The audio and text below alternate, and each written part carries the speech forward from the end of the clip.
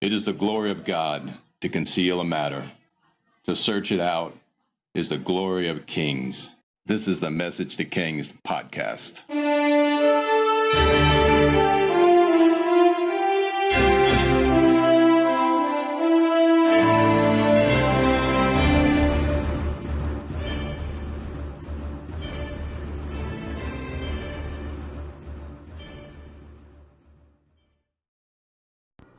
Episode 105, The Revenge of Goliath. The battle raged all morning until they arrived at a low valley on the far side of the western slopes headed down to Philistia. Thousands of Philistines were slain between Jerusalem through the valleys of Rephaim to the plains of Philistia.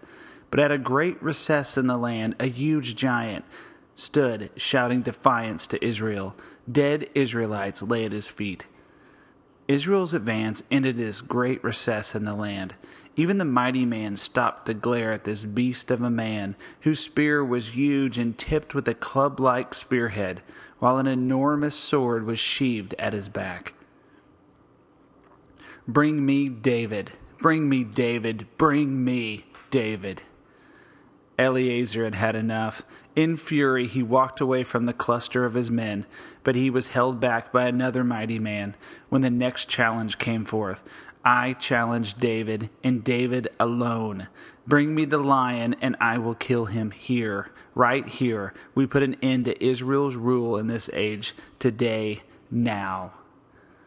Eleazar refrained, not wanting to take any glory from his king, and so did dozens of mighty giant killers who surrounded this beast from a height on the western ridge overlooking the valley, and it wasn't long before hundreds of bows were trained on this giant, which could have cut him down in seconds. But the king was challenged, and no one wanted to take glory and honor from their king. David could hear the fury of the giant's challenges from a great distance, and his blood boiled, yet he smiled. Approaching the ridge, David shrugged off the concerns of his men, for he was not young anymore. In his 40s, approaching his 50s, graying hair and lines on his face, he was not a young man anymore. In his youth, he killed the brother of this beast, and he would kill this one as well. His armor-bearer followed close behind, carrying an assortment of weaponry and armor for the contest. "I will kill this man and regain the respect of my men," David thought. "I've been training for the last few years for this moment, for the men to see me as their equal again. I will regain the honor I have lost with Uriah and even Eliam, and Ahithophel will respect me again. This is my opportunity to earn their respect and time to change things back to the way they used to be." Joab approached the king as inconspicuous as he could. "My lord, I don't believe you should take on this giant." "And why is that?" David said as the armor-bearer tied his armor at his back. "We," he said, gesturing to himself and his brother Abishai nearby, "are not young anymore. Let the youngsters show their mettle against this man." "I will not forgo glory for the sake of fear," David said. "Then share your glory with your soldiers," Joab pleaded. David stared at him and turned and walked towards the ridge and the beast in the valley. His enormous size came into view, and David's pupils widened. Joab persisted and followed him and put his arm on his shoulder. "David, do not do this thing." "I must, Joab. It is my duty." "My king, take a break, and we shall fight him later." David continued and ignored all the pleas of Joab. And as Joab continued to plead with David, Abishai put his hand in front of David's armor-bearer, who trailed behind David, and stopped him, seized his packs, and continued behind David in the place of the armor-bearer. As David approached the valley, the giant erupted in vile swearing and cursing by his gods as the Philistines echoed a chorus of chants and defilements and jeers for their champion. "Today I get revenge for my brother's death. I have waited decades for this day. Today you die, David." There was no solemn decree by the king. There was no stately declaration of God's faithfulness. Just a man with his armor-bearer behind him carrying 2 packs, walking out to fight a giant. David turned to his armor-bearer and noticed Abishai. "What are you doing here? Man, do you really need all this stuff? Abishai said, referring to his armor and the weapons for the battle. "Just take the sword. That's all you need to kill this upstart." There was sweat upon David's forehead, and there was tremendous fear upon David as he looked at Abishai.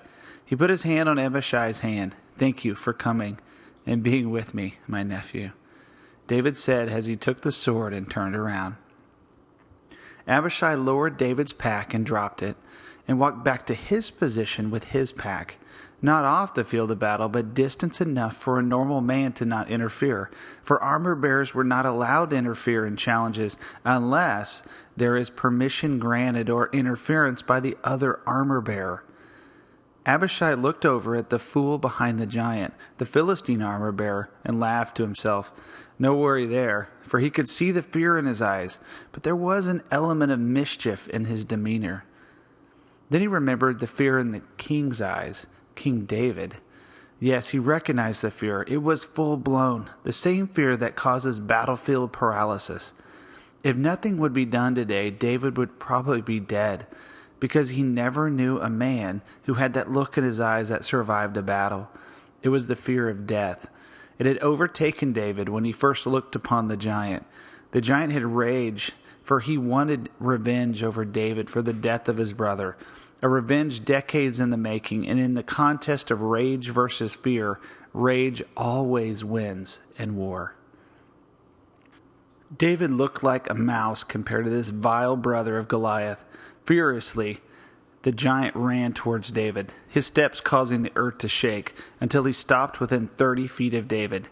David didn't move at all until the giant hurled his huge spear at him, where David narrowly dodged it to the right as the giant swung his sword violently in a swath in the direction of David, who shuffled back to his left, getting within striking distance of the giant. When the giant flung his shield in front of him, crashing into David's shield, the force hurling David backward 10 paces. David shook his head and stood up and blocked sword thrusts with his shield until he was thrown back again, and the giant threw down David's shield and ripped his sword from him and hurled it to the ground, where the giant's armor-bearer came up and retrieved it. Then Abishai noticed the interference of the Philistine armor-bearer, for he retrieved the giant's spear and handed it back to him. The giant pinned David to the ground by standing on the hem of David's garments, but it didn't matter. David was frozen due to the pain in his bruised ribs and back, and the fear caused by battlefield paralysis. "Do you recognize this spear, David?" the giant snarled. David didn't answer. "It is my brother's spear, and with it I kill you now and end your pestilence from the earth." David closed his eyes, knowing the end was near. But instead of piercing horrible pain in steel and bone, he heard metal and metal grating and a tearing of air pressure above him. Abishai's long metal chain swirled around the spear at the moment it neared David's chest, and the intensity of the pulling back of the chain uplifted the spear and the shoulder of the giant, instantly dislocating the connection between the arm and the chest, causing the giant to stagger and drop the spear upon his own foot, causing him to fall to the right, opening up a gap in his armor, and before he hit the ground, Abishai buried a spear between the armor and the ribs of the giant, falling him, and leaving little time for decision. Abishai ended the contest by taking the head of the giant. Then the Philistine armor-bearer pulled out a sword and ran at Abishai, only to find a dozen arrows instantly pierce him dead. Next, hundreds of trained Israelite bowmen opened up on the shocked Philistines, and the pursuit of the Philistines continued until they hid in their cities, refusing further battle, for not even their giants and the remaining 3 brothers of Goliath could not persevere against Israel. At daybreak, David sat uncomfortable upon a stump at a campfire as the men of Israel walked by their king, presenting to him the spoils of the battle and the Philistines. The procession went on for over an hour, for Joab insisted all of Israel see their king alive and well. After the procession, the men of might, over 30 of them, came around the king and took a knee, and they stood up, and it was Eleazar who kneeled again.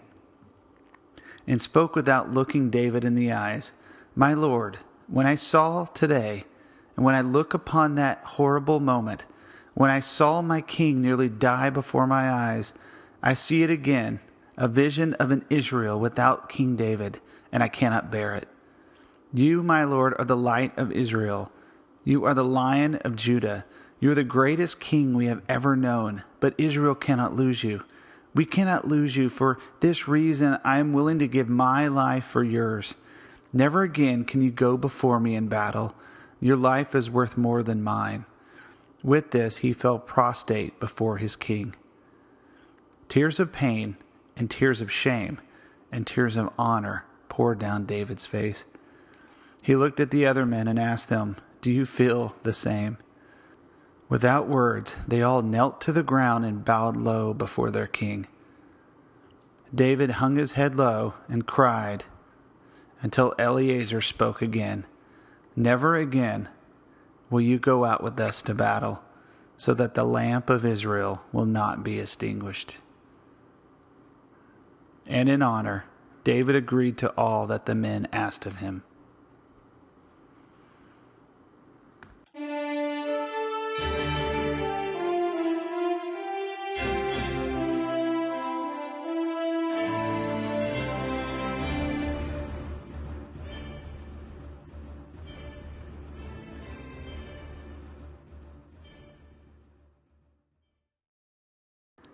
Hope you enjoyed this fictional interpretation from 2 Samuel 21:15. Here is the biblical account. Once again, there was a battle between the Philistines and Israel. David went down with his men to fight against the Philistines, and he became exhausted. And Ishbi-Benob, one of the descendants of Rapha, whose bronze spearhead weighed 300 shekels, and who was armed with a new sword, said he would kill David. But Abishai, son of Zeruiah, came to David's rescue. He struck the Philistine down and killed him. Then David's men swore to him, saying, "Never again will you go out with us to battle, so that the lamp of Israel will not be extinguished." As you can tell, we enjoy taking relatively unknown, limited in detail biblical stories and running wild with them and giving them context and detail and as much flavor and possibilities as we can find. Why? Because we enjoy it and it helps to understand what could have been. Why did David fail in battle? Was he too old at this point? Well, he was pretty old. But Moses was ancient when he went into battle, and Joshua was anywhere from 60 to 90 years old when he took on multiple armies. So this can't be the case for this reason. It's because he fought in his flesh, most likely, and he wasn't walking in his previously amazing, all-powerful walk with God, and his relationship with the King of Kings was faltering. Abishai wasn't a youngster either when he saved David. And we write in the detail of the honorable discussion at the end, for he was still loved by his men, for they were trained by him in the wilderness, and they never forgot David and the things that he had done for them. So we don't know for sure the dates, but we stated David was at least 45 at this point, and there will be many more battles with the Philistines. And also there's just way too many debates by scholars who these other giants are. Are they the brothers of Goliath? Or are they sons of Goliath? Or just other giants? I'm going to spare all the different opinions from all sorts of scholars and interpretations and go with the common opinion that they were all brothers, Goliath being the oldest. So following this opinion, there was 5 brothers that were giants. And following this line of thinking, there is something really cool. David picked up 5 stones from the brook when he killed Goliath. And there was 5 brothers, or 5 total giants. David had in mind, or prophetically had in mind, 5 giants would be killed by him and his kingdom. And that's awesome. Here's the account of the other giants. 2 Samuel 21:18. In the course of time, there was another battle with the Philistines at Gob. At that time, Sibbecai, the Hushahite, killed Saph, one of the descendants of Rapha. 2 Samuel 21:19. In another battle with the Philistines at Gob, Elkanah, son of Jair, the Bethlehemite, killed the brother of Goliath the Gittite, who had a spear with the shaft like a weaver's rod. 2 Samuel 21:20. And still another battle which took place at Gath, there was a huge man with 6 fingers on each hand and 6 toes on each foot, 24 in all. He also was descendant from Rapha. When he taunted Israel, Jonathan, son of Shimei, David's brother, killed him. These 4 were descendants of Rapha in Gath, and they fell at the hand of David and his men. I mean, that's totally straight from The Princess Bride. You know, the freaky guy with 6 fingers. But seriously, these are some of the last of the Nephilim that go all the way back to the beginning. Even the days of Noah, trailing into Joshua's time frame. And it's the last of the Nephilim that get killed off in David's age. To conclude this episode of Message to Kings, instead of taking a practical application, let's do another fictional interpretation to set the stage for David's family struggles. And just to be clear, the next scene is fictional, and it's when David and Joab and the army return from the battle to Jerusalem.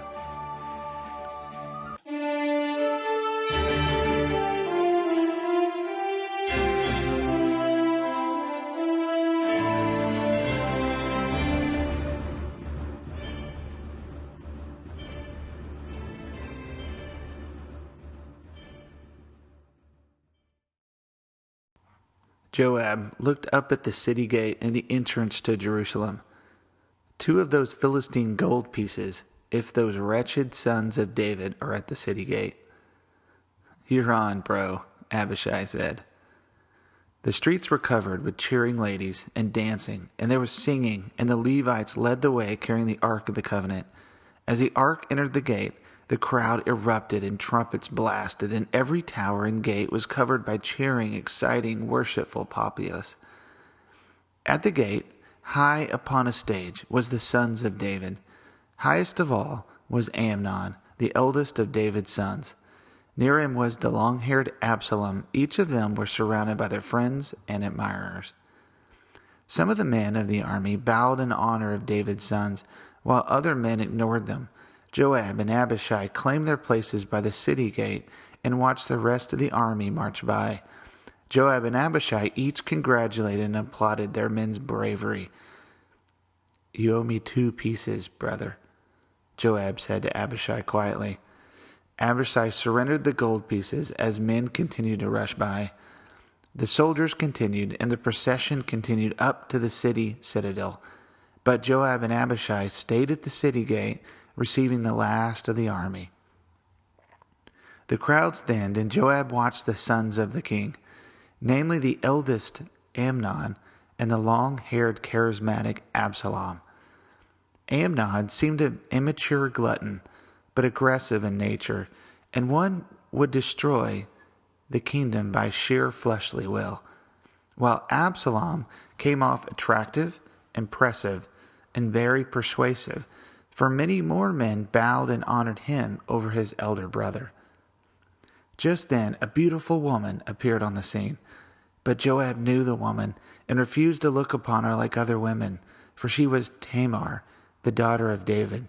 Her long hair flowed as she ran through the gaps in the marching men to deliver a letter to her brother Absalom. Joab was pleased with his men, for he knew them and their habit, and even noticed some of the rough men from his army, who refused to even look up at her as she ran across the road, for she was royalty and a daughter of the king. But Joab noticed something that reviled him. When Absalom delighted in the approach and delivery of the letter from his sister Tamar, Joab was revolted when he saw a look in Amnon's eyes when he looked upon Tamar. For he had seen that look in many a plundered city, and when only discipline and the sword contained men who could not control their lust. Why was this spirit upon a prince? and Amnon, the eldest of David's sons, and the future king of Israel, and towards Tamar of all women, his sister. Joab's mind processed possibilities, dangers, fears of this Amnon. But as quick as Joab captured this dangerous intel through his experience with soldiers and discernment, more men arrived and desired his attention, and the last of the troops arrived, and the marching continued to the citadel. And as quick as Joab captured the dangerous look and eyes and the spirit that was over Amnon, and as quick as it rushed upon him, as quick as it rushed away to other matters, and for weeks on end, Joab would dismiss the memory and the dangers that he saw in Amnon's eyes until it was too late.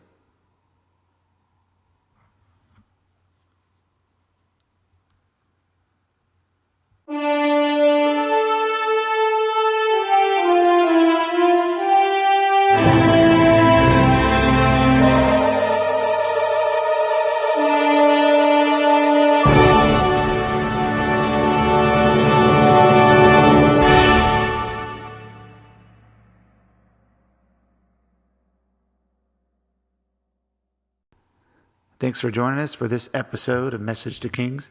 Stay tuned next week as disaster strikes David's house. Feel free to visit the website, messagetokings.com, or if you want to chat, email us at messagetokings@gmail.com.